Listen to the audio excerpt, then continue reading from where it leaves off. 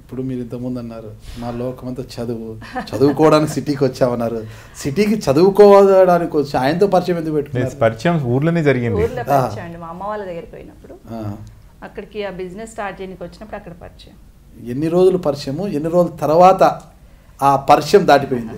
2 years తర్వాత marriage చేసుకున్నామండి. అంటే లేఖల వరకు ఏం రాలేదా?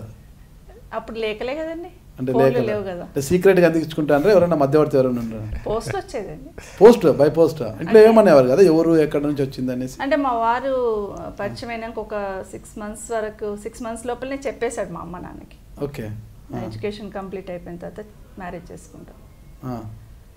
సో నాకేమో మెడిసిన్ చేయాలని ఇంట్రెస్ట్ లేదు, నేను మెడిసిన్ చేస్తేనే చేసుకుంటాను, చేయిస్తేనే చేసుకుంటాను నేను. లాస్ట్లో మా అమ్మమ్మతో మాట్లాడించి మాట తీసుకున్నాను మా వారితో. లేదు దానికి చాలా ఇష్టం మెడిసిన్ అంటే, చేయించు బిడ్డ అంటే సరే చేపిస్తామా, పెళ్లి చేసుకున్నాక చేపిస్తాను. చాలా చాలా నా హోప్ పెట్టుకున్నాను ఖచ్చితంగా చేపిస్తారు, ఎందుకంటే చదువు ఇంట్రెస్ట్ ఉంది కదా బాగా అనేసి చేయిస్తారు అనుకున్నాను. మ్యారేజ్ అయిపోయినాక నెక్స్ట్ ఇయర్ అట్లా జాయిన్ అవుతాను, నేను రాస్తే ఎంసెట్ రాసి జాయిన్ అవుతా. ఎంసెట్ లేదేం లేదు, ఇంకా డాక్టర్ లేదేం లేదు, మాట ఇచ్చి మాట తప్పారు. ఇంట్లో కూర్చొని బిఏ రాయి అన్నారు. బిఏ నాకు అస్సలు ఇంట్రెస్ట్ ఉండదు, నేను సైన్స్ స్టూడెంట్ పోయి బిఏ రాయమంటే నేను అస్సలు రాయను. అప్పటికి బీఎస్సీ చేశారు కదా మీరు? ఇంకా అప్పటికే మా వారు అర్థం కదా, మరి బిఎస్సీ అయిపోయింది కదా మీది? బీఎస్సీ ఫైనల్ ఇయర్లో మ్యారేజ్. మళ్ళీ బిఏ ఎందుకు వచ్చింది మళ్ళీ అక్కడ సబ్జెక్ట్? బీఎస్సీ సెకండ్ ఇయర్ తర్వాత నా మ్యారేజ్ అయింది ఫైనల్ ఇయర్లో. బీఎస్సీ ఫైనల్ ఇయర్ రాయాలి కదండి, ఇక ఫైనల్ ఇయర్ లేదు ఏం లేదు, నువ్వు బిఏ రాసుకో కావాలంటే, కానీ నువ్వు చదవాలని ఇంట్రెస్ట్ ఉంటే ఇంట్లో కోసం బిఏ రాసుకో. బీఎస్సీ ఫినిష్ చేసి మళ్ళీ కావాలంటే బిఏఎంఏ చేయమని. ఓకే, మళ్ళీ డబుల్ డిగ్రీ చేసుకోగాని నో ఎంబీబీఎస్. అప్పుడు ఎలా అనిపించింది మీకు? అలా బాధపడ్డాను, మాట ఇచ్చి మాట తప్పారని. మాట ఇచ్చి మాట తప్పారు అనుకుని నేను అప్పటికి మేము అంత ఇదిగా ఉన్నా. నేను 2 సార్లు ఎంసెట్ రాశాను, అసలు మా అత్త చెప్పకుండా పోయి రాశాను ఒకసారి. బీఎస్సీ అయిపోయాక ఇంటర్మీడియట్ అయిపోయింది. ఇంటర్మీడియట్ అయిపోయాక ఎంత వచ్చింది మేడం ర్యాంక్? మంచి ర్యాంకే వచ్చిందండి, 1250. బట్ ఇంకా భయపడుకుంటూ పోయి రాశాను కదా. అప్పటికి మా అత్తయ్య అరిచేసిండ్రు, ఏంటి అసలు ఈ చదువులే ఎక్కువ అంటే ఇంకా డాక్టర్ చదువులేదు చదివిస్తాం, ఏం లేదు అవి చూసేది లేదు పెట్టేది లేదు అక్కడ పడేసేయమని అట్లా డాక్టర్.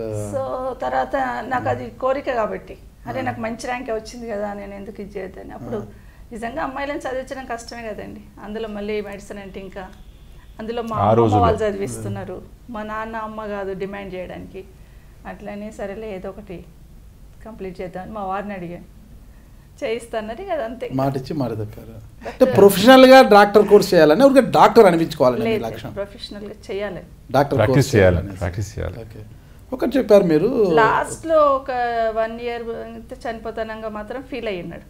ఓకే, అరే నేను చేయించాల్సింది పొరపాటు చేసిన, చేయించి ఒకటి చెవేళ్ళ హాస్పిటల్ కట్టింటే అది వేరుగా ఉండేది, మిస్టేక్ చేసిన లైఫ్లో ఫీల్ అయ్యారు ఖచ్చితంగా. మీరు ఎలా ఫీల్ అయ్యారు అప్పుడు ఆ మాట అంటే? అప్పటికి టైం అయిపోయింది, అప్పుడు ఏం మాట్లాడుకుని అనవసరం, ఇంకా చేసేది ఏం లేదు, ఇంకా కొనసాగించడం ఆ డిస్కషన్ అనవసరం. ఇంకా అట్లీస్ట్ ఆయన ఫీలింగ్ అయ్యి కనీసం మనసులో ఫీలింగ్ అయితే కలిగింది కదా, ఓకే చేయించాల్సింది పొరపాటు చేస్తాను. ఓకే సార్, ఇంద్రారెడ్డి గారిది స్వగ్రామం ఏది మేడం? కౌకుంట్ల. వాళ్ళ నాన్న అమ్మగారు మేడం? వ్యవసాయం.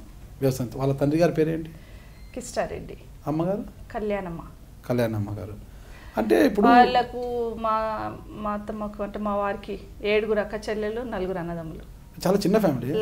చాలా చిన్న ఫ్యామిలీ. లాస్ట్ ఈయన మా నాన్న 11th 12th నంబర్. చాలా చిన్న family. 11th number cricket team last పెద్దది. నాకు ఒక చెల్లెలు ఒక తమ్ముడు. అంతే. మీరు చాలా పెద్ద వాళ్ళు, చాలా చిన్న ఫ్యామిలీ. చాలా బాగుంది. నమస్కారం అండి, నేను మీ సవిత ఇంద్రారెడ్డిని. నమస్కారం అండి, నేను కార్తిక్ రెడ్డి. నాది మరియు మా అమ్మగారిది ఇంటర్వ్యూ మీరు iDreams లో తప్పకుండా చూడండి.